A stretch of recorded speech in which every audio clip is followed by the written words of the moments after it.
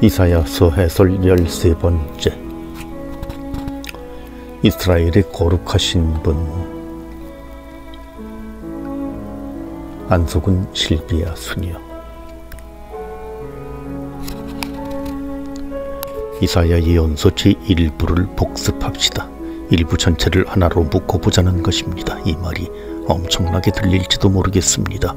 이사야서가 워낙 넓고도 깊은 책이기 때문입니다.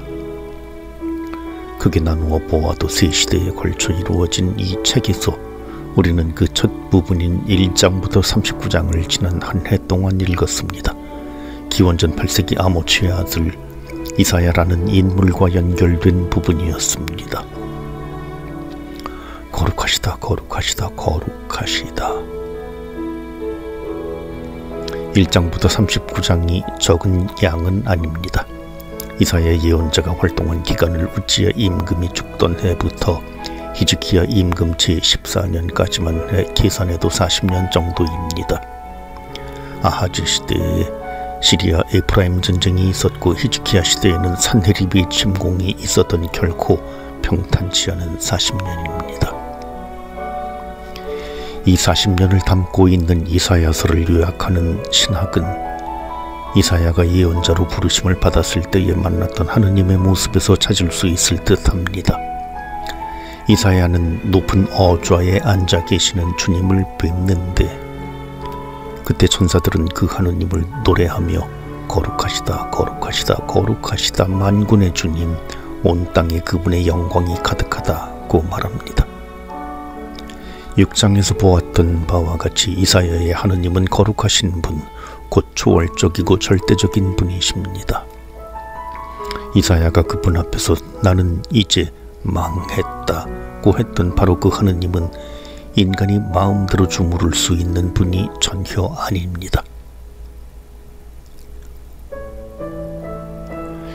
이사야서는 이스라엘의 거룩하신 분이라는 호칭을 자주 사용합니다. 제3부에서도 사용된 것으로 보아 이사야 예언자의 전통을 이어간 이들이 하느님을 이스라엘의 거룩하신 분으로 이해하는 전통도 계속 이어갔음을 알 수 있습니다. 말하자면 이사야서가 세 부분으로 나뉘어 있다고 해도 그 세 부분을 하나로 묶어주는 신학적 요소가 이스라엘의 거룩하신 분이라는 개념이라고 할 수 있겠습니다. 이사야 시대의 전쟁들. 이사야가 임금들에게 권고했던 것들 역시 이 거룩하신 분에 대한 믿음이었습니다. 잠시 그 시대의 두 전쟁을 돌아봅시다. 아하즈 시대 이 아람 임금 르친과 이스라엘 임금 베카가 유다로 쳐들어왔던 시리아 에프라임 전쟁 때의 아하즈는 두려움에 사로잡힙니다. 이사야는 그에게 너희가 믿지 않으면 정녕 서 있지 못하리라고 말하지만 아하즈는 결국 아시리아의 도움을 청하고 맙니다. 가까이 있는 아람과 이스라엘이 쳐들어올 때 멀리 있는 강대국의 힘을 빌려 위기를 모면하려던 것입니다. 그러나 이사야는 아시리아에 의지하려는 것에 반대합니다. 아람과 이스라엘은 자기들 뜻대로 유다의 새 임금을 세우지 못할 것입니다. 그런 일은 이루어지지 않으리라. 그렇게 되지 않으리라. 어쨌든 실제로 아시리아는 아하즈의 요청에 응답하여 전쟁에 개입했고 유다는 멸망을 피했지만 이후로 아시리아의 영향에서 벗어날 수 없었습니다. 아시리아가 유다를 도운 것은 자신의 이익에 도움이 되기 때문이었겠지요. 곧이어 아람도 이스라엘도 멸망시킨 아시리아는 더는 유다의 손을 잡아주지 않습니다. 지난달에 살펴본 바와 같이 아하즈의 아들 히즈키야 시대에는 아시리아의 임금 산헤립이 유다를 침공합니다. 과거의 우방 그런 것은 소용없습니다. 이사야서에서는 히즈키야가 아하즈와 달리 하느님을 믿었다고 말합니다. 랍사케가 히즈키야와 백성을 조롱해도 그들의 신앙을 비웃어도 히즈키야는 오히려 하느님의 성전으로 올라가 하느님을 신뢰하며 기도합니다. 하지만 히즈기야도 이사야의 비난을 받은 부분이 있습니다. 아시리아가 쳐들어올 때 이집트의 도움을 받으려 했다는 것입니다. 불행하여라. 도움을 청하러 이집트로 내려가는 자들, 군마에 의지하는 자들. 이집트는 도와주러 오지 않았습니다. 그리고 그 이야기의 끝은 주님의 전사가 아시리아 진영에서 18만 5천 명을 쳤다는 것입니다. 유다의 군사력이나 이집트의 군마가 아니라 하느님께서 아시리아 군을 물리치신 것이지요. 이사야의 외교 정책은 과연 무엇일까요? 임금들의 입장에서 이사야는 참 대책 없는 사람 같습니다. 이스라엘과 아람이 쳐들어올 때에는 아시리아에 의지하지 말라 하고, 아시리아가 쳐들어올 때에는 이집트에 의지하지 말라 합니다. 그럼 도대체 어쩌라는 말일까요? 거룩하신 하느님과 인간의 역사. 아시리아의 도움도 청하지 말고 이집트의 도움도 청하지 말라는 이사야에게 중요한 것은 강대국들 사이에서 의지할 나라를 선택하는 것이 아니었습니다. 근본적으로 인간의 역사는 정치적 또는 군사적 세력에 달린 것이 아니기 때문입니다. 이스라엘의 거룩하신 분께서 전혀 다른 차원에서 역사를 이끌어 가십니다. 그 흐름을 결정하는 분은 하느님이십니다. 계획 결정도 이사야서에서 자주 사용되는 단어 중 하나입니다. 거룩하신 분의 결정은 인간에 의하여 조작되지 않습니다. 하느님께서 이스라엘과 여러 나라의 운명을 선고하십니다. 아시리아를 막대로 삼아 이스라엘을 치시는 분도 하느님이시고, 그 아시리아가 자신의 하느님의 도구임을 잊고 교만해졌을 때에 아시리아를 꺾으시는 분도 하느님이십니다. 하느님은 무조건 이스라엘의 편을 드시는 것도, 무조건 아시리아의 편을 드시는 것도 아닙니다. 당신 자신의 결정과 계획에 따라 나라들을 일으키고 또 무너뜨리십니다. 그러니 그 하느님의 계획을 거슬러 나라들이 서로 손을 잡는 것은 모두 부질없는 일입니다. 아람과 북왕국 이스라엘이 유다를 공격해와도 시리아의 에프라임 전쟁, 하느님께서 다윗 왕조를 지키시고자 하실 때에는 두려워할 필요가 없습니다. 아시리아의 산헤립이 포위를 해도 산헤립의 침공, 주님의 천사는 하룻밤 사이에 그들을 물리칩니다. 필요한 것은 믿음입니다. 이 세상을 통치하는 분은 이스라엘의 거룩하신 분이시라는 믿음이 필요합니다. 너희가 믿지 않으면, 그러나 이 믿음은 결코 작은 요구가 아닙니다. 적군이 예루살렘을 포위했는데 어찌 임금이 살 길을 도모하지 않고 가만히 손을 놓고 있겠습니까? 이사야는 다른 어떤 것에도 의지하지 않고 오직 하느님께 내맡기는 믿음을 요구합니다. 이것이 군사를 이끌고 나가서 싸우는 것보다 쉽다고 생각하십니까? 이사야는 너희가 믿지 않으면 정녕 서 있지 못하리라고 말합니다. 많은 계획을 세우고 도움을 청하고 힘을 길러도 믿음이 없다면 유지될 수 없다는 것입니다. 게다가 이 믿음은 믿기만 하면 절대 망하지 않는 자동적인 장치가 아닙니다. 이스라엘의 거룩하신 분은 이스라엘을 심판하는 분이시기도 합니다. 이사야가 부르심을 받았을 때 그에게는 이스라엘의 심판을 선고하라는 사명이 주어집니다. 인간적인 힘에 의지하려는 이스라엘의 하느님은 심판을 선고하십니다. 정의와 공정이 아닌 피흘림과 울부짖음을 열매 맺는 이스라엘의 하느님은 심판을 선고하십니다. 믿음이라는 것은 그 심판까지 받아들이는 것을 의미합니다. 하느님께서 나를 치실 때에도, 멸망하게 하실 때에도 하느님의 계획을 신뢰하는 것을 의미합니다.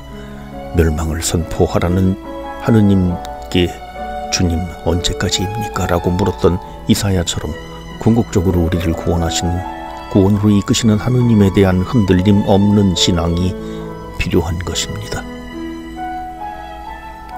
이사야라는 이름은 주님께서 구원하신다는 뜻이지요.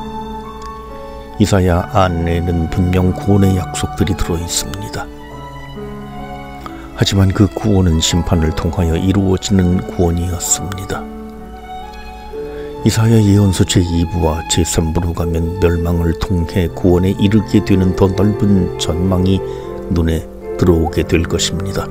그러나 유배전 예언자들이 모두 그렇듯이 기원전 8세기 이사야는 주로 믿지 못하는 이들에게 심판을 선고한 예언자였습니다.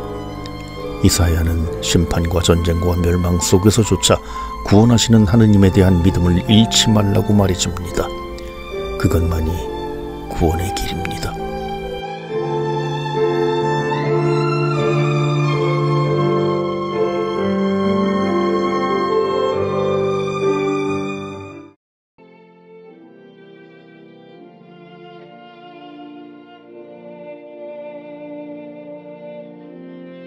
이사야서 해설 14번째. 복역 기간이 끝나고. 안속은 실비아 수녀. 이사야서 40장은 첫머리에서 위로하여라, 이제 복역 기간이 끝나고 죗값이 치러졌으며 라고 말합니다. 아니, 그런데 복역 기간이 끝났다고 언제 시작했는데? 이것이 이사야서 40장 2절을 읽으면서 해야 하는 질문입니다.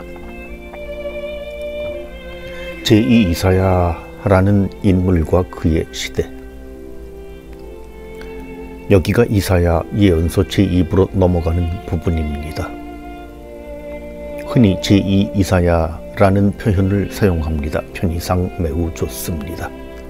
그러나 실제에 있어서는 참 곤란합니다. 40장부터 시작되는 이사야 예언서 제2부를 한 사람이 썼다는 보장이 전혀 없기 때문입니다. 45, 55장을 보아도 한 시기에 단번에 작성된 것은 아닌 듯합니다. 그래도 우리는 그 저자를 가리켜 제2 이사야라는 말을 사용하겠습니다. 40장부터 50장까지는 본문에서 제2 이사야라고 일컬어지는 이가 늘 같은 인물이 아닐 수도 있다는 점을 기억해야 합니다. 이 호칭은 어디까지나 편의상하는 것입니다. 정확히 말해서 우리가 이사야 예언서 제2부에 대해 말할 수 있는 것은 저자가 아니라 작성 연대 시대적 배경입니다. 그런데 그 시대적 배경이 39장에 이어지지 않습니다. 구렁이 담 넘어가듯 대충 읽다가 보면 감지하지 못할 수 있지만 39장 8절과 40장 1절 사이에는 상당한 시간적 차이가 있습니다. 복역 기간이 시작되었다고 말한 적이 없는데 이제는 그 기간이 끝났다고 말합니다. 다시 말하면 예루살렘의 멸망과 바빌론 유배는 언급하지 않으면서 40장부터 바로 귀환을 예고하는 것입니다. 우리는 40장을 읽기 전에 먼저 그 빈틈을 메워 보아야 하겠습니다. 바빌론 임금 무로닥 발아다니. 이야기는 39장부터 시작됩니다.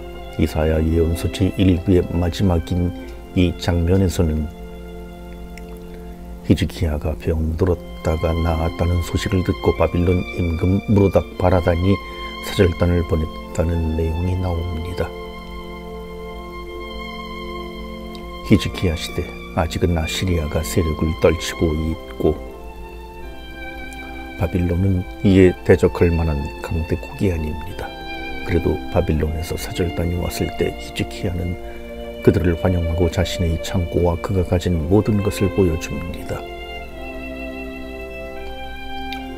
이사야는 그 말을 듣고 히즈기야에게 사절단에게 보여준 모든 것이 바빌론으로 옮겨지리라고 말합니다.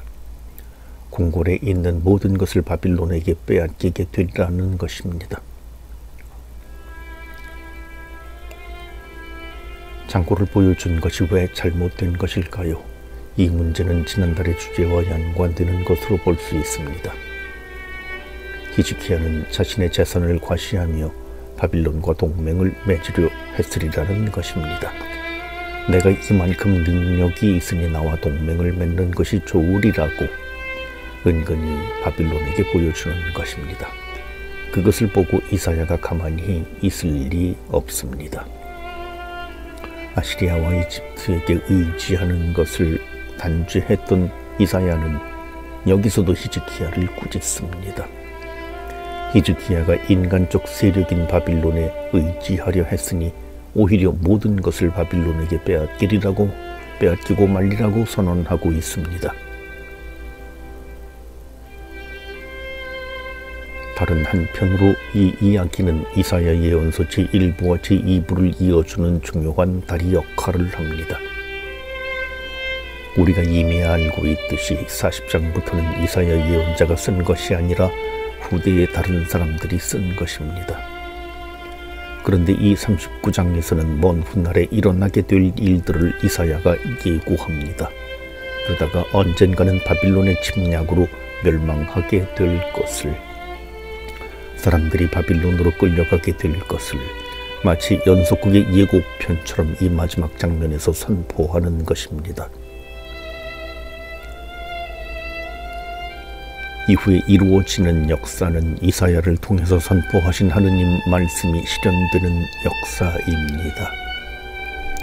히즈키야는 멸망의 선포를 들으면서 겉으로는 그대가 전한 주님의 말씀은 지당하오라고 응답하면서도 속으로는 내가 살아있는 동안은 평화와 안정이 지속되겠지라고 생각합니다. 과연 히즈키야가 살아있는 동안은 아직 바빌론이 유다를 공격하는 일이 없습니다. 그러나 시간이 더 흐른 다음에 기록된 이사야서의 뒷부분을 읽는 독자는 이사야가 히즈키야에게 전했던 말씀이 역사에서 실현되어 가는 것을 봅니다. 복역기간.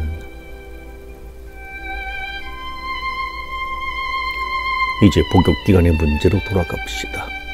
여기서 말하는 복역기간은 이스라엘이 바빌론의 유배를 가서 지낸 기간입니다. 그 복역기간은 어떻게 시작되었을까요?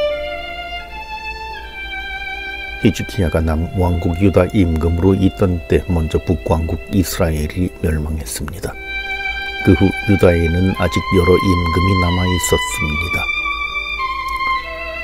열왕기를 읽어보면 매우 훌륭한 임금들과 전혀 그렇지 않은 임금들이 히즈키야의 뒤를 잇고 있습니다. 히즈키야는 훌륭했습니다. 그러나 그의 아들 므낫세는 다윗 왕조에서 가장 나쁜 평가를 받는 임금입니다. 우상 숭배 때문입니다. 열왕기는 므낫세가 너무 잘못했기 때문에 하느님은 이제 유다도 멸망시키기로 결정하셨다고 말합니다. 그래서 므낫세와 다를 것이 없던 아몬이 짧은 기간 왕위에 있은 다음 요시야가 왕위에 올라 개혁을 하고 아시리아의 영향에서 벗어나고자 노력하며 주님께 충실하고자 노력했어도 유다는 이미 멸망의 길로 들어선 것으로 여겨집니다. 요시야는 아시리아를 도우러 오던 이집트와 전쟁을 하던 중에 세상을 떠납니다. 40세였습니다. 아쉽게도 그렇게 끝났습니다.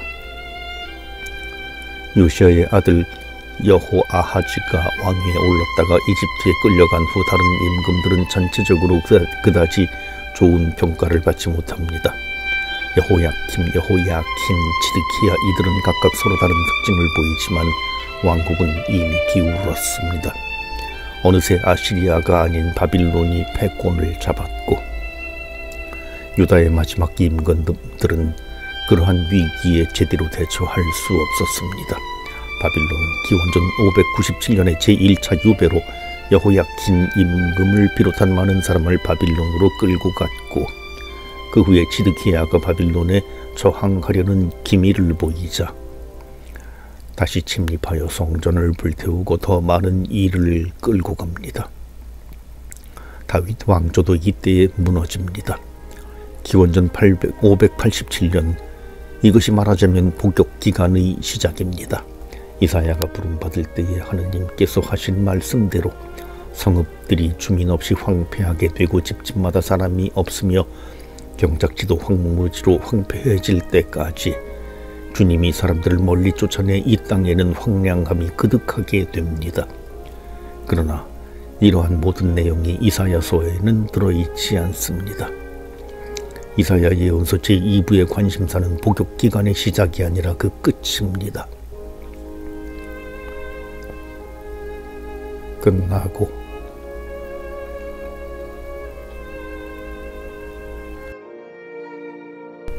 바빌론의 유배가 있는 이스라엘에게 국면이 전환되는 것은 페르시아의 임금 키루스가 등장하면서부터입니다. 기원전 8세기 이사야의 시대에 위세를 떨쳤던 아시리아도 기울어 기원전 612년에는 수도 니네베가 무너졌듯이 그 뒤를 이었던 바빌론도 언제까지나 그 자리를 차지하고 있지는 못합니다. 절정에 이른 다음에는 내려가는 것이지요. 느부갓네자르가 예루살렘을 함락시켰을 때 이미 바빌론은 그 세력의 절정을 지나고 있었습니다.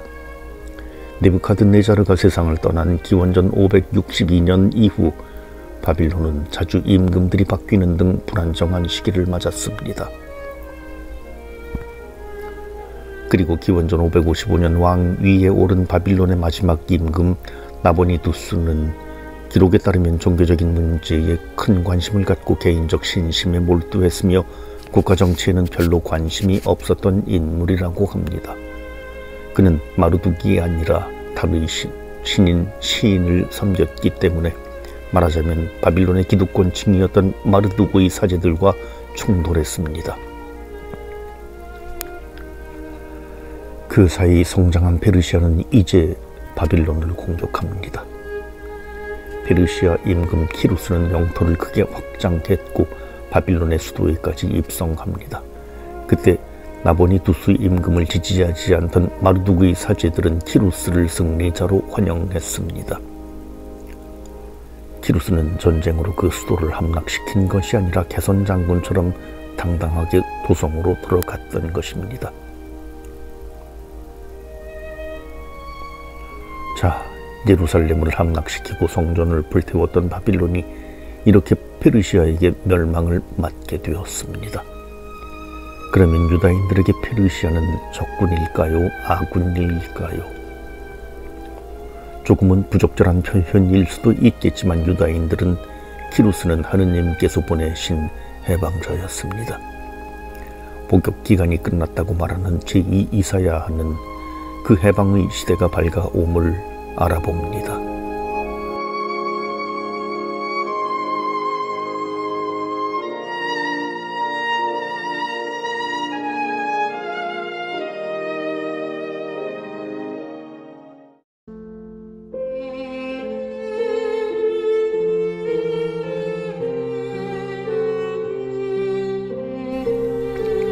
이사야서 해설 15번째. 위로하여라. 안속은 실비아 수녀. 어지러운 세상, 미래 없이 살아가는 많은 이들, 자신의 삶에서 아무런 희망도 볼 수 없는 사람들을 무슨 말로 위로하시겠습니까? 그들에게 어떤 기쁜 소식을 선포할 수 있겠습니까? 기쁜 소식이라고 떠들고 다니면 그 사람들이 들어는 주겠습니까? 위로하여라.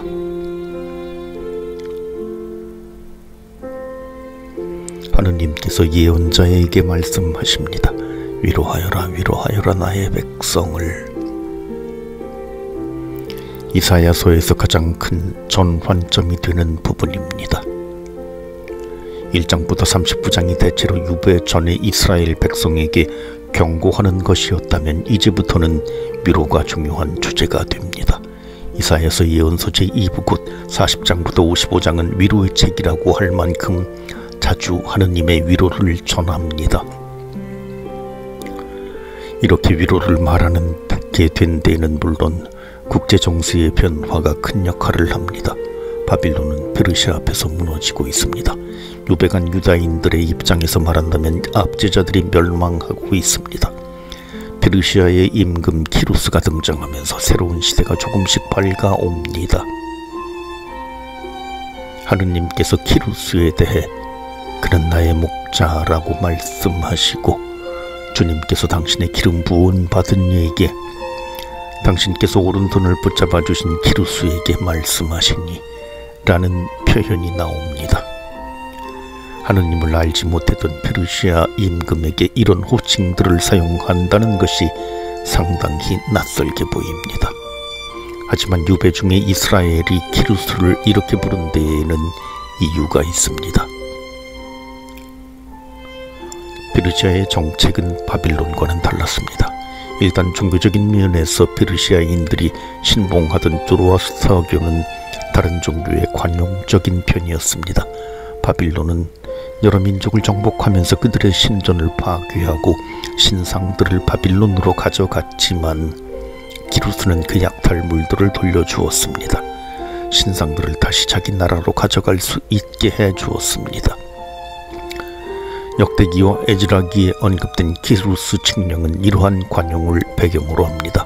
키루스가 유다인들에게도 예루살렘으로 돌아가 성전을 짓도록 허락한 것이지요.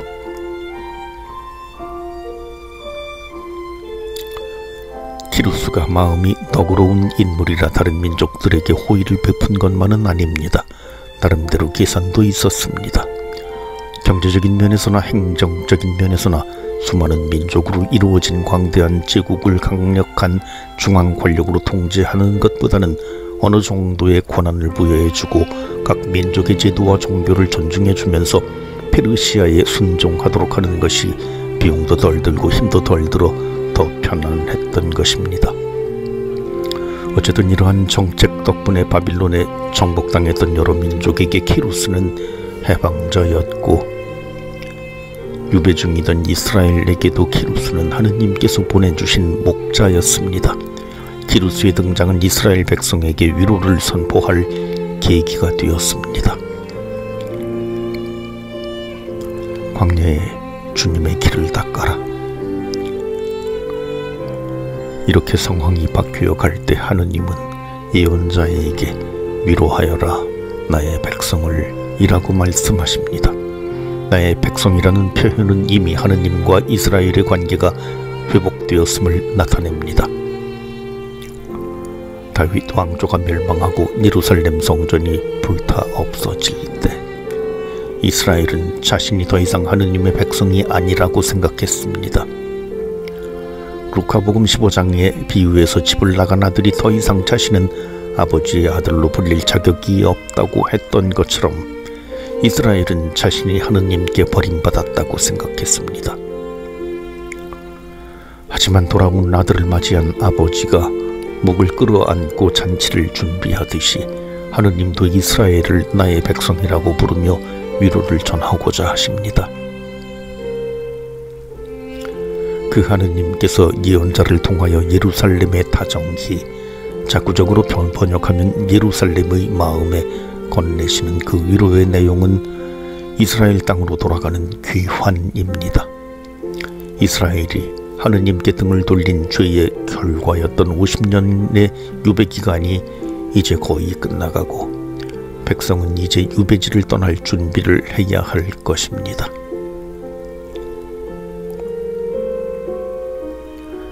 돌아가기 위한 준비는 광야에 주님의 길을 닦는 것으로 표현됩니다. 모세시대의 이집트 땅에서 종살이하던 백성이 그곳을 떠나 광야를 거쳐 약속된 땅으로 돌아갔고 하느님께서 그들을 이끄셨던 것과 같이 하느님은 다시 한번 광야에서 당신 백성을 이끄실 것입니다.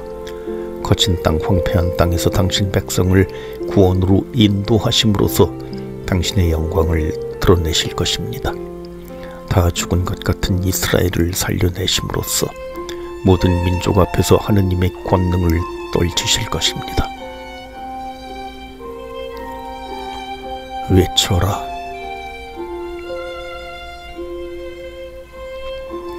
이만하면 상당히 기쁜 소식 같지요. 하느님은 예언자에게 이 기쁜 소식을 외치라고 말씀하십니다.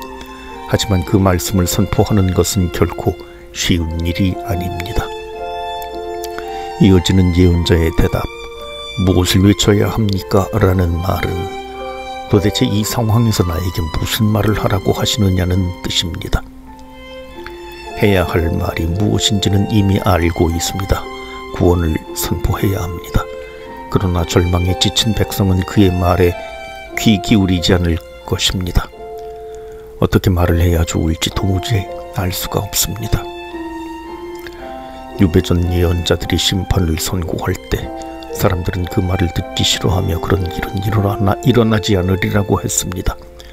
아모스가 심판을 선포할 때 아마치 않은 임금에게 이 나라는 그가 하는 모든 말을 더 이상 참아낼 수가 없습니다라고 했습니다. 그렇다고 구원을 선포한다고 해서 사람들이 즉시 기뻐하며 환영하고 그 말씀을 믿는 것도 전혀 아닙니다. 기쁜 소식을 전하기가 쉽습니까? 치유될 가능성이 없는 환자를 위로하기가 쉽습니까? 그 환자가 가난해지기까지 한다면 무슨 말로 그 가족을 위로할 수 있습니까? 취직 전부터 빚만 잔뜩 지고 있는 이들에게 어떤 미래를 약속할 수 있습니까? 예언자는 유배 중에 이스라엘 백성에게 무엇을 외쳐야 할 것인지 하느님께 되묻습니다. 위로를 전하면 그들은 들을까요? 그 위로의 말씀은 과연 이루어질까요? 우리 하느님의 말씀은 이러한 질문에 대한 하느님의 대답은 우리 하느님의 말씀은 영원히 서 있으리라는 것입니다. 모든 인간은 풀이요 그 영혼은 들의 꽃과 같습니다. 세력을 떨쳤던 바빌론도 예언자의 말을 믿지 못하고 거부하는 이스라엘도 모두 풀과 같고 들의 꽃과 같습니다. 그 누구도 영원할 수 없습니다. 풀은 마르고 꽃은 시들지만 우리 하느님의 말씀은 영원히 서 있으리라. 도저히 믿을 수 없게 보이는 하느님의 약속, 빈말로 들리는 하느님의 위로, 그 말씀이야말로 영원히 흔들리지 않고 이루어질 것입니다. 예레미야의 경우와 비교할 수 있겠습니다. 유다 왕국의 멸망이 다가올 때 예레미야는 심판을 선고해야 했습니다. 그러나 사람들은 그 말을 믿지 않았고 예레미야 자신도 그 말씀의 실현이 지체가 되자 믿음의 시련을 겪었습니다. 그런데 예레미야서 첫 장에서 하느님은 사실 나는 내 말이 이루어지는지 지켜보고 있다라고 말씀하십니다. 예레미야가 부르심을 받던 요시야 통치 13년 곧 기원전 627년에 하느님께서 이렇게 말씀하셨다고 하면 하느님은 예루살렘이 멸망한 기원전 587년까지 40년 동안 지켜보고 계셨다는 뜻이 됩니다. 그 오랜 기다림 끝에 결국 그 말씀은 이루어졌습니다. 제2 이사야서에서 선포되는 말씀은 정반대입니다. 이제 복역 기간이 끝났다고 하느님의 위로를 전하라고 하십니다. 백성은 위로의 말씀도 믿기 어려워할 것이고 받아들이지 못할 것입니다. 예언자에게도 그 말씀을 전하는 일은 결코 쉽지 않을 것입니다. 심판을 선고한 예언자 예레미야와 다름없이 그도 불신과 거부를 겪을 것입니다. 그렇지만 우리 하느님의 말씀은 살아있고 힘이 있는 말씀입니다. 가능성이 전혀 없어 보인다 해도 하느님은 당신 구원의 약속을 반드시 실현하십니다. 심판을 선고하는 것도 기쁜 소식을 전하는 것도 쉬운 일은 아닙니다. 하지만 하느님께서는 약속하십니다. 당신의 말씀이 영원할 것이라고.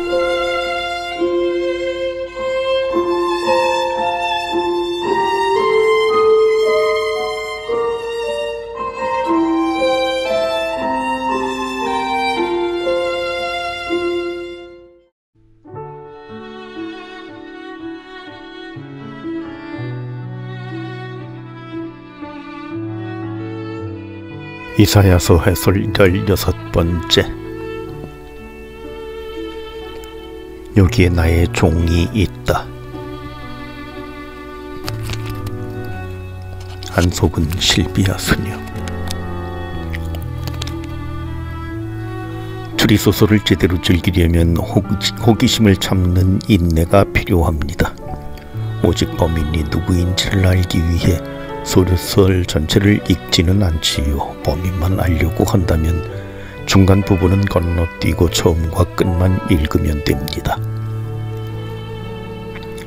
하지만 범인을 찾는 과정이 중요하고 그 과정에서 드러나는 인간들의 모습과 세상에 대한 이해도 중요합니다. 그래서 끝까지 범인을 찾지 못하더라도 훌륭한 문학 작품이 될 수 있을 것입니다. 주님의 종은 누구인가? 이사야 예언서 제2부의 특징 중 하나는 주님의 종이 나타난다는 점입니다. 그런데 여기서 주님의 종은 누구인가라는 질문만을 품고 본문에 다가가면 많은 것을 놓치고 맙니다.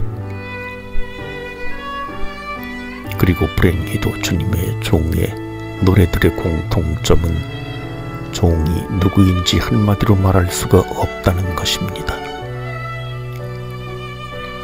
종이 누구인지 명확하지 않다는 것은 주님의 종의 노래라고 불리는 본문들이 어떻게 발견된 것인지를 보아도 알 수 있습니다. 우리 성경에 있는 파란색 소제목들, 주님의 종의 첫째 노래 등은 성경 원문에는 들어있지 않지요. 그런데 55장에는 종이라는 단어가 자주 나오는 편입니다. 20여 회 되지요. 그중 대부분 종은 이스라엘을 가리킵니다. 예를 들면 이스라엘아 너는 나의 종이다 라는 식입니다.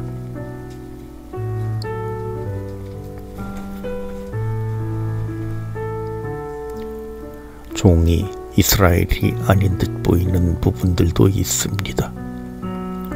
종이 이스라엘이라는 한 민족을 지칭하기보다 한 개인으로 보이기도 합니다.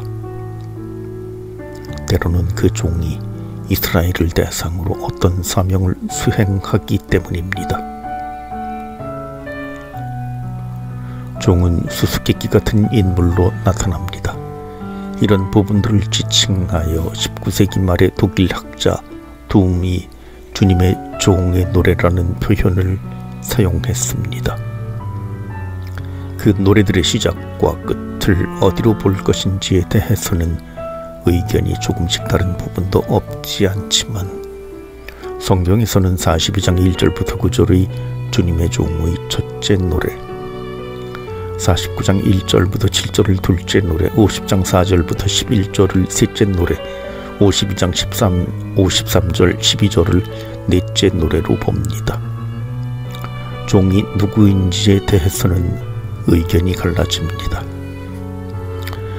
일단 내 노래에 나오는 종을 동일 인물로 단정 짓기가 어렵습니다. 내 노래에는 공통점도 있지만 차이점도 적지 않습니다.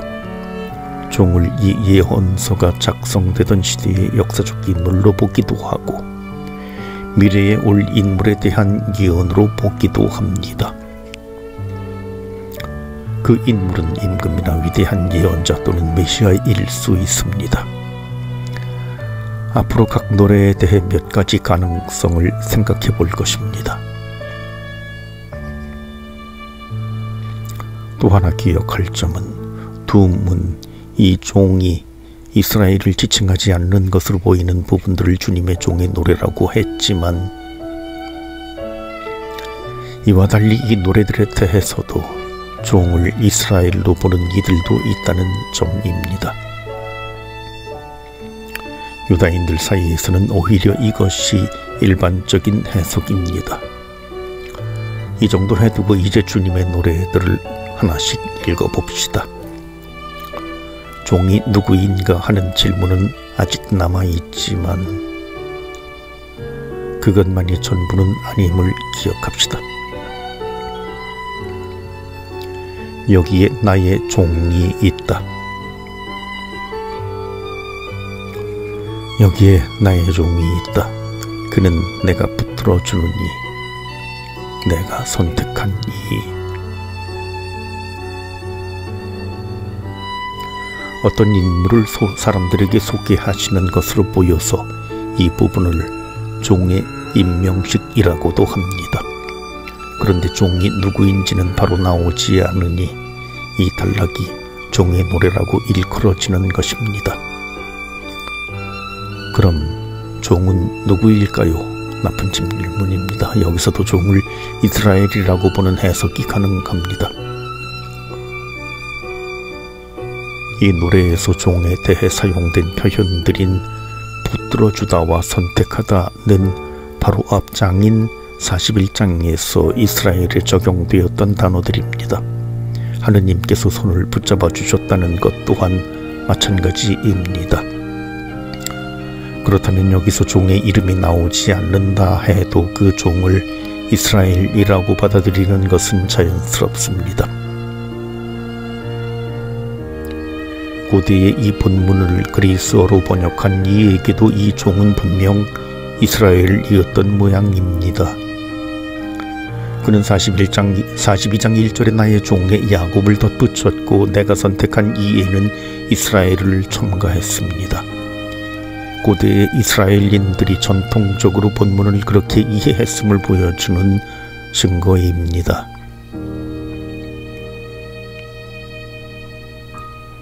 그는 민족들에게 공정을 펴리라. 하지만 다른 해석도 가능합니다. 주님의 종의 노래들에서 종은 한 민족이라기보다 한 개인으로 보인다고 했습니다. 하느님께서 선택하시고 붙들어 주신다는 말은 개인에게 더 잘 어울리고 하느님께서 당신 영을 주신다는 것도 주님께서 선택하신 판관이나 임금, 사울, 다윗 등과 예언자들에게 주로 사용되었던 표현입니다.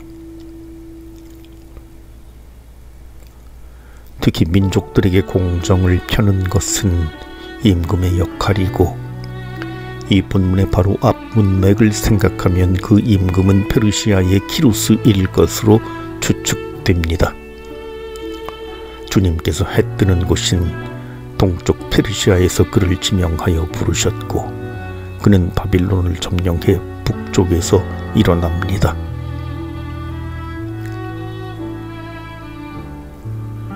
키루스는 여러 민족을 정복했습니다. 통치자들을 진흙처럼 짓밟으리라. 이전의 정복자들인 아시리아나 바빌론과는 달리 페르시아는 정복된 민족들에게 관용적인 정책을 폈습니다. 키루스는 다른 억압자들처럼 외치거나 소리를 높이지 않았고 부러진 갈대 꺼져가는 심지 같은 다른 민족들을 살려주었습니다. 섬들 곧 여러 민족들이 그를 기다렸습니다. 그는 바빌론에 유배가 있던 이스라엘에도 귀향을 허락했기 때문에 풀어주기 위함이다. 이스라엘 백성에게 키루스는 정의를 펼치는 구원자와 같았습니다. 키루스 외에 다른 역사적 인물을 주님의 종으로 생각하기도 합니다. 소수 의견으로는 모세, 스룹바벨, 다리우스 등을 종으로 생각하는 이들도 있습니다. 내가 너를 빚어 만들어 라는 구절에서 예레미야를 연상하면서 여기서 말하는 종이 이 본문을 쓴 예언자 자신이라고 생각하기도 합니다. 나의 종. 다시 첫머리로 돌아갑니다. 41장 1절과 다른 모든 종의 노래들에서 종으로 번역된 히브리어에는 에펫입니다. 70인역에서는 에펫을 그리스어로 파이스로 옮겼습니다. 그런데 파이스는 종만이 아니라 아의 아들이라는 의미도 있습니다.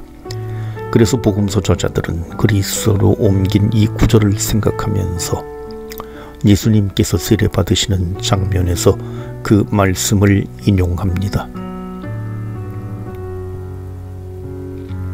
이는 내가 사랑하는 아들, 내 마음에 드는 아들이라는 말씀이 여기에서 비롯된 것입니다. 루카복음은 거룩한 변모 장면에서와 같은 구절을 인용합니다. 이는 내가 선택한 아들이니 너희는 그의 말을 들어라. 더욱이 마태복음 12장 18, 21절에서는 42장 1절 4절을 거의 그대로 인용하면서 예수님이 온유한 메시아임을 말해줍니다. 부러진 갈대 꺼져가는 심지를 포기하지 않고 끝까지 하느님의 말씀을 선포함으로써 죽어가는 이들을 살리는 충실한 예언자의 모습이 예수님에게서 완성되는 것입니다. 다시 주님의 종은 누구인가? 이렇게 보면 여러 해석이 모두 근거가 있어 보입니다. 사실입니다. 유다교의 전통적인 해석에서는 종의 노래들에서도 종을 이스라엘이라고 생각하고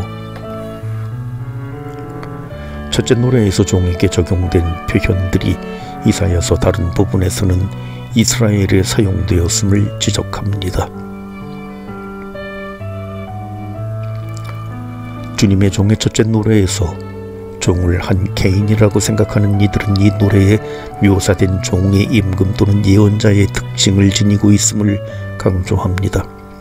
그리고 그리스도교 전통 안에서는 이미 이 노래를 신약 성경에서 인용해 예수님의 공생활을 해석했습니다. 아직 둘째, 셋째, 넷째 노래들이 남아 있으므로 결론을 내리지 않겠습니다. 아직은 추리소설 마지막 페이지를 열어볼 때가 아닙니다. 종은 누구인가라는 질문을 잠깐 덮어둡시다. 그러면 다른 많은 것이 보일 것입니다. 하느님께서 당신 종을 선택하고 붙들어 주시며 그 종은 꺼져가는 심지를 되살려가며 세상의 공정을 펴니다. 그렇다면 섬들 여러 민족도 그의 가르침을 기다리는 것은 당연한 일이 아닐까요? 종이 누구이든 세상은 하느님을 알지 못하는 이방 민족들도 그런 종을 기다립니다.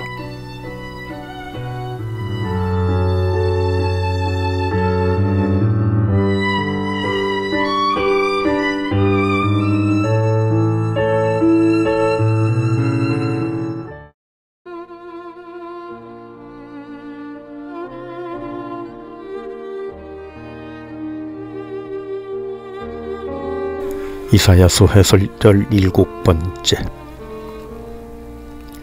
나는 너를 민족들의 빛으로 세운다. 안석은 실비아 수녀.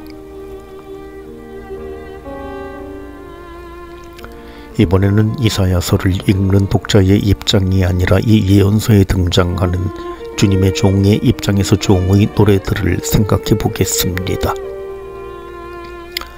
하느님께서 오늘 나를 부르시고 보내신다면 어떨까요? 나를 선택하시고 사람들에게 파견하시는 것은 좋은 일일까요? 내 삶은 어떻게 될까요? 하느님께서 부르시고 파견하실 때는 아직 이후에 일어날 일들을 다 알지 못합니다. 이후에 겪을 일들을 다 안다면 부르심에 응답할 수 있을까요? 그냥 하느님께 다른 사람을 찾으시라고 나는 이대로 살도록 내버려 두시라고 하고 싶지는 않을까요?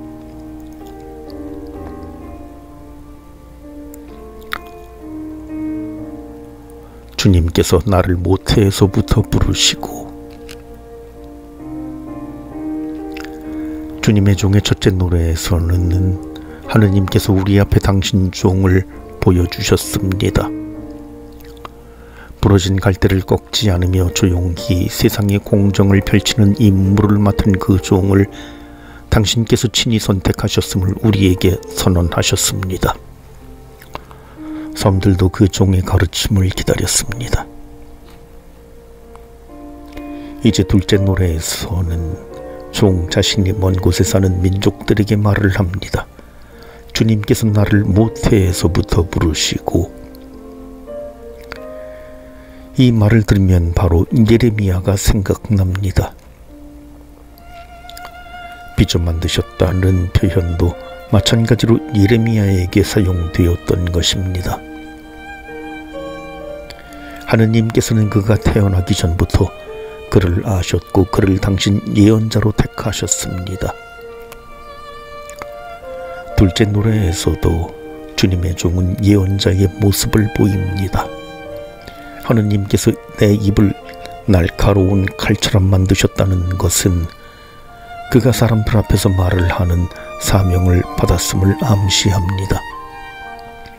지금 우리는 이사야 예언서 제2부를 읽고 있지만 이 책의 첫 부분에서는 예언자가 부르심 받을 때에 하느님께서 예언자의 입술을 숯불로 정화하셨습니다. 지금 이 노래에 나오는 종은 어쩌면 제2 이사야 자신일 수도 있겠습니다. 너는 나의 종이다 이스라엘아. 그런데 다른 구절에서는 갑자기 하느님이 그 종을 이스라엘이라고 부르십니다. 이 노래에서 사용되는 여러 표현이 이사야서의 다른 부분들에서 이스라엘에 적용되었던 것은 사실입니다. 하느님께서는 이스라엘을 선택하시고 그 이름을 지어 주셨습니다. 하지만 종을 바로 그 이스라엘과 동일시하기에는 문제가 있습니다. 그 종의 사명이 야곱 곧 이스라엘을 당신께 돌아오게 하는 것이기 때문입니다. 그렇다면 이스라엘이 이스라엘을 돌아오게 할 수는 없으니 종은 이스라엘일 수가 없습니다. 이 문제에 대해서는 이 노래에 나오는 종이 이스라엘의 일부, 참된 이스라엘을 지칭한다는 해석이 일반적입니다. 이스라엘 가운데 충실한 이들이 이스라엘의 생존자들을 돌아오게 하고 더 나아가서 하느님의 구원이 땅끝까지 다다르도록 하는 민족들의 빛이 되어야 하는 것입니다.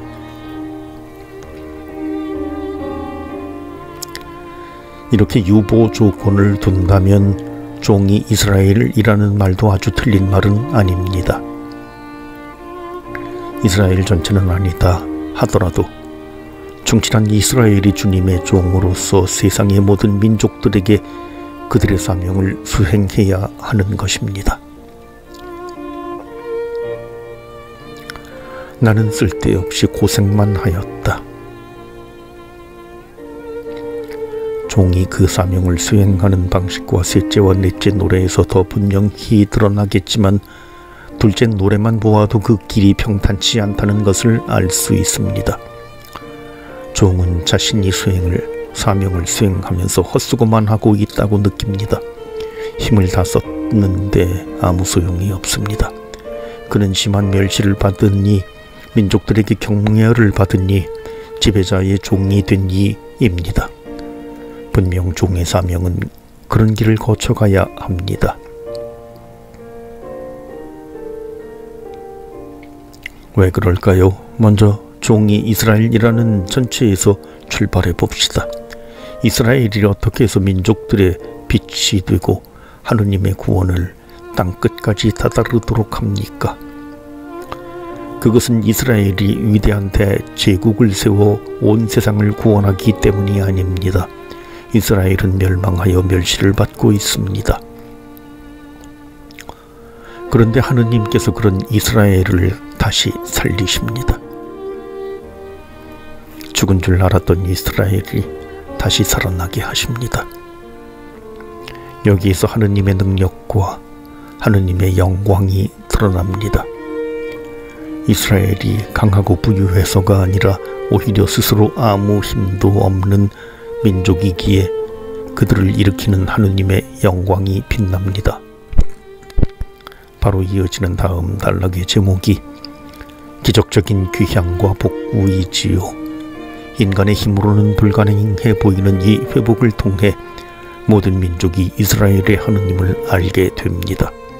이스라엘아, 너에게서 내 영광이 드러나리라 라는 하느님의 말씀에서 바오로 사도가 들었던 나의 힘은 약한 데에서 완전히 드러난다 하는 말씀이 떠오릅니다.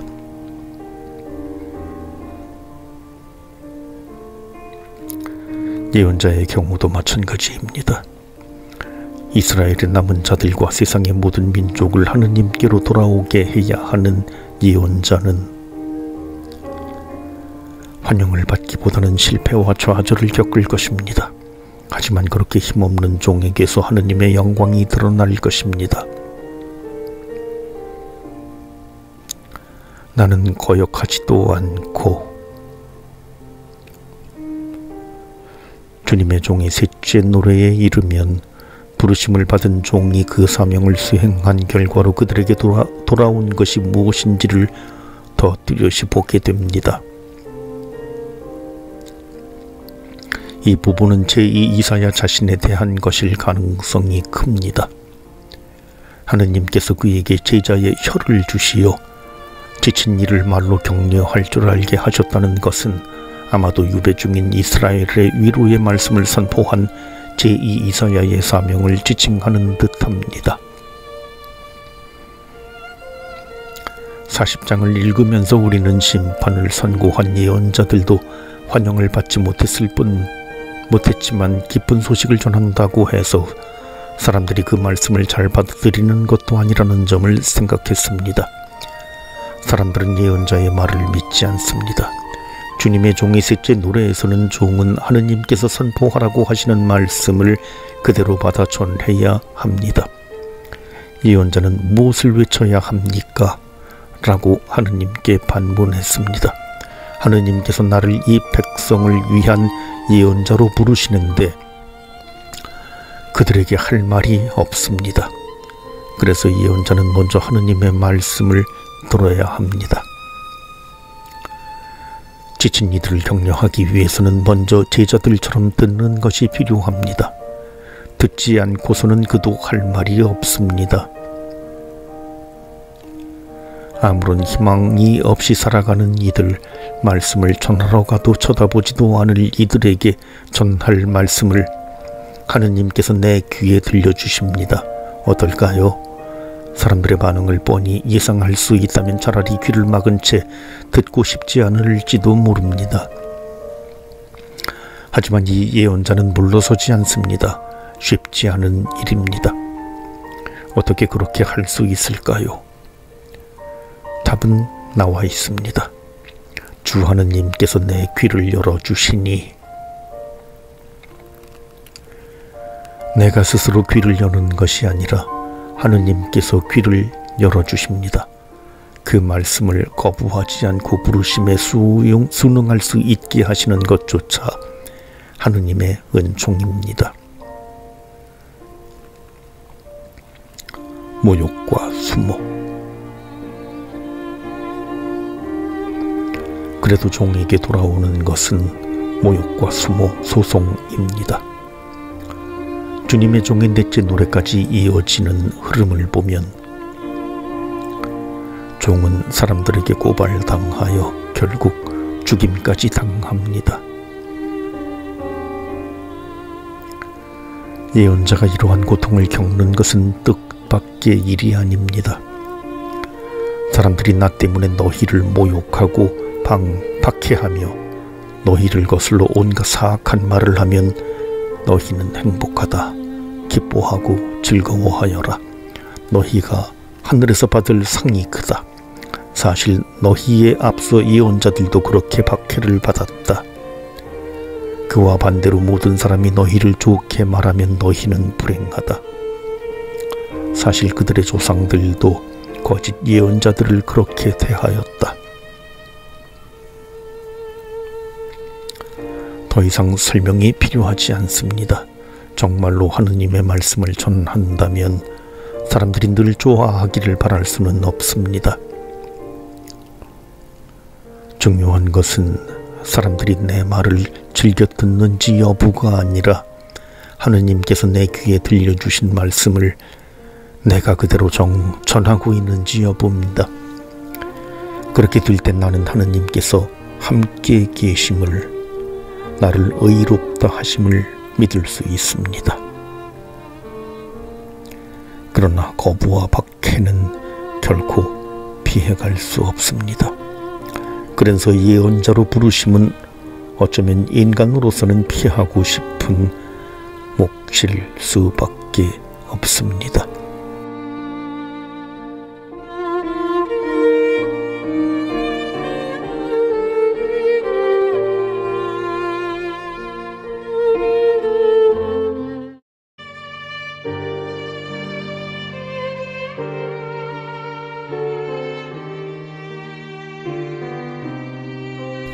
이사야서 해설 18번째. 보라, 나의 종은 성공을 거두리라. 안속은 실비하으며 하는 일마다 잘 되리라. 근래에 들어 여기저기에서 자주 사용되는 시편 구절입니다. 그런데 이 구절을 보면 이런저런 의문들이 떠오릅니다. 요즘 사람들이 하는 일마다 잘 되는 데에가 관심이 많은가? 이 시편 구절의 의미를 얼마나 이해하고 있을까? 저 구절을 적어놓고 하는 일이 잘 되지 않을 때는 무슨 생각을 할까? 보라, 나의 종은 성공을 거두리라. 주님의 종의 넷째 노래는 보라, 나의 종은 성공을 거두리라는 말로 시작합니다. 넷째 노래는 주님의 종의 노래들 가운데서도 가장 무거운 본문입니다. 성금요일에 읽는 독서이기도 하지요. 그런데 그 노래가 성공을 거두리라는 말로 시작됩니다. 시편 1장 3편에서 나오는 하는 일마다 잘 되리라와 같은 단어입니다. 주님의 종이 하는 일이 과연 잘 되고 있는 걸까요? 먼저 노래의 짜임을 잠깐 짚어봅시다. 첫머리에 나의 종이라고 하니 여기서 말씀하시는 분은 하느님입니다. 하느님은 종이 겪었던 고통과 성공을 말씀하십니다. 이어서 우리로 표현된 다른 사람들이 종을 바라보며 말합니다. 그들은 처음에는 종의 고통을 이해하지 못합니다. 그들은 종이 하느님에게 버림받았다고 생각합니다. 하지만 나중에 그 고통의 의미를 깨닫게 됩니다. 노래의 마지막 부분에서 하느님께서는 종의 미래를 다시 확인해 주십니다. 우리는 그를 벌받은 자로 여겼다. 이제부터는 본문을 순서대로 읽지 않고 풀어 헤쳐서 다시 정리해 보겠습니다. 일단 하느님은 나의 종은 성공을 거두리라고, 그는 높이 올라 숭고해지고 더없이 존귀해지리라고 말씀하십니다. 결과가 좋으리라는 뜻이겠지요. 적어도 끝에는 이야기가 잘 풀리리라고 예상할 수 있을까요? 하지만 본문은 즐겁고 종의 고통에 대해 말합니다. 지금 주님의 종의 모습을 보니 그는 사람들이 질겁할 만큼 모습이 망가졌습니다. 그는 병에 걸렸고 찔렸고 으스러졌고 상처를 입었고 학대받고 천대받았고 구속되어 판결을 받고 제거되기까지 했습니다. 사람들에게 죄인으로 판결을 받아 죽임을 당하고 악인들과 함께 묻혔습니다. 그러니 그를 보는 이들은 당연히 그를 사람들 앞에서나 하느님 앞에서나 죄인이라고 여겼고, 그렇기에 그가 벌을 받은 것이라고 믿었습니다.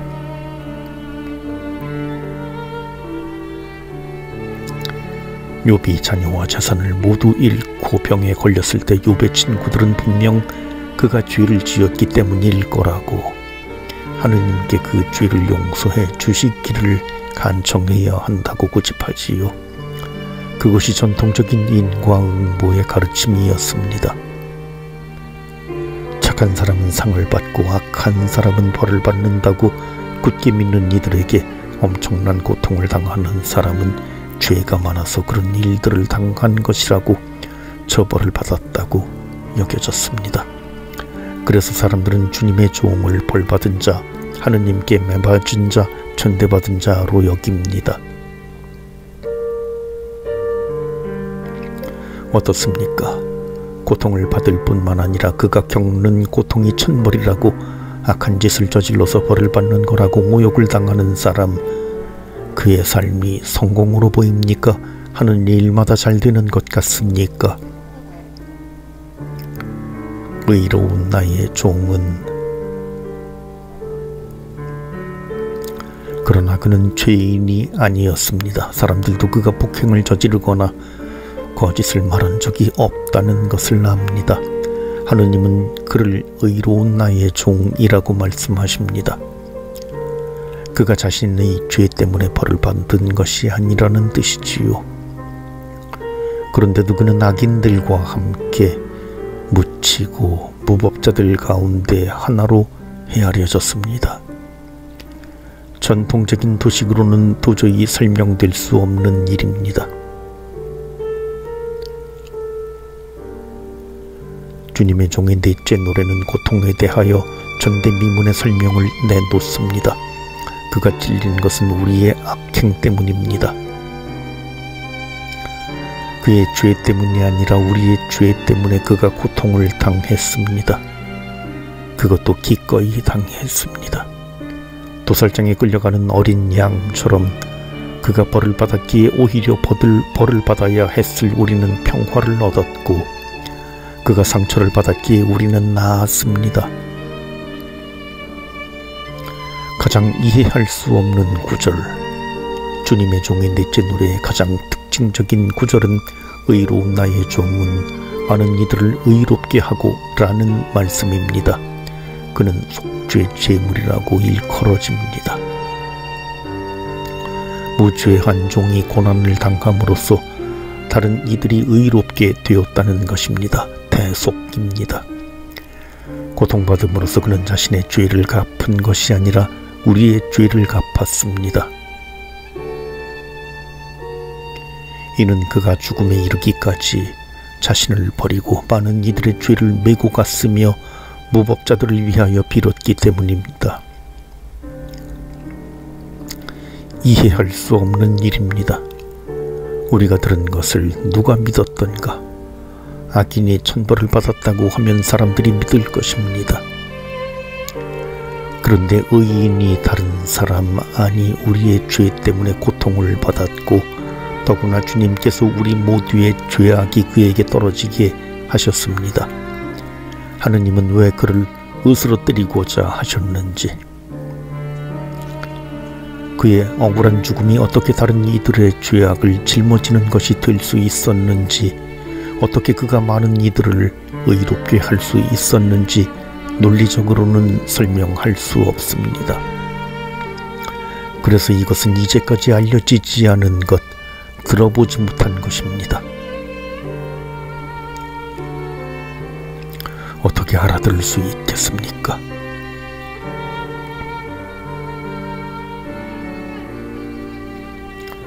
저도 설명하려고 하지 않겠습니다. 다만 두 가지 예를 들겠습니다. 먼저 다니엘서는 다음과 같이 말합니다. 현명한 이들은 창공의 광채처럼, 많은 사람을 정의로 이끈 이들은 별처럼 영원 무궁히 빛나리라.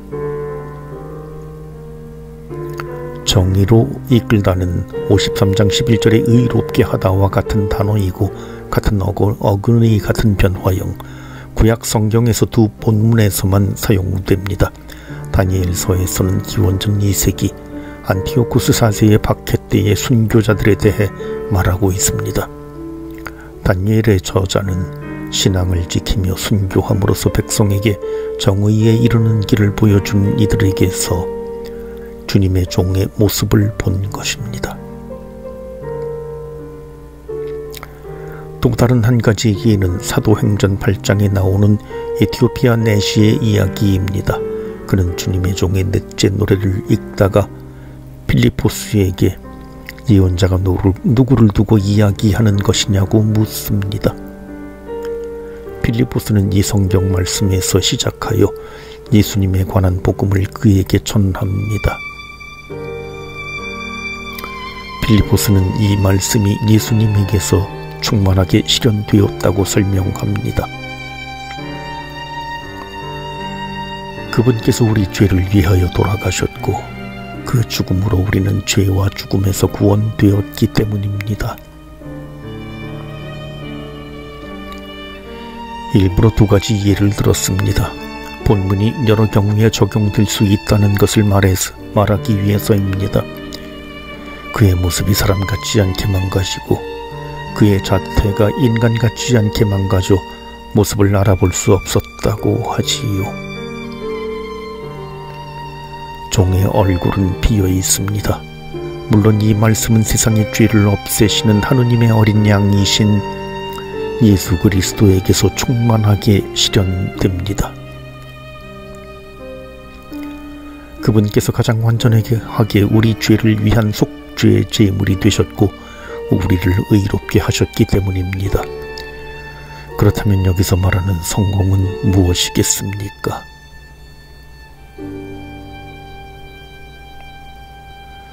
그는 제 고난의 끝에 빛을 보고 그가 자신을 속죄 제물로 내놓으면 그를 통하여 주님의 뜻이 이루어지리라. 이것을 가리켜 이사야서는 성공이라고 말합니다. 죽임을 당함으로써 하느님의 뜻이 이루어지고 사람들을 의롭게 하는 것, 그것이 주님의 종의 성공이었습니다. 주님의 종이 성공을 거두었다고 말한다면 그 성공은 순환과 죽음 후에 오는 부활과 같은 것입니다.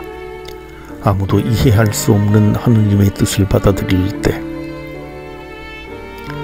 다른 이들의 죄를 짊어짐으로써 그들이 구원될 때, 그것이 주님의 종의 성공입니다.